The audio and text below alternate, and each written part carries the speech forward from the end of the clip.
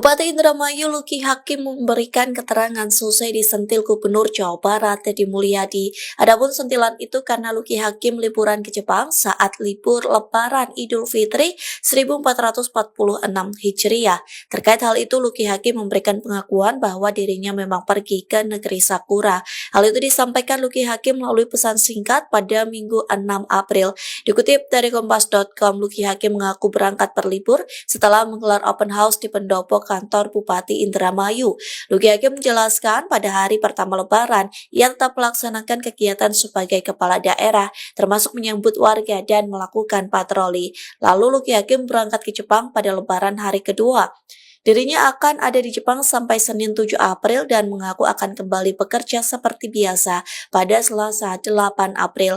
Bupati Indramayu ini mengaku ada agenda ke desa Korban Rob di Eretan pada hari pertama bekerja seusai libur Lebaran.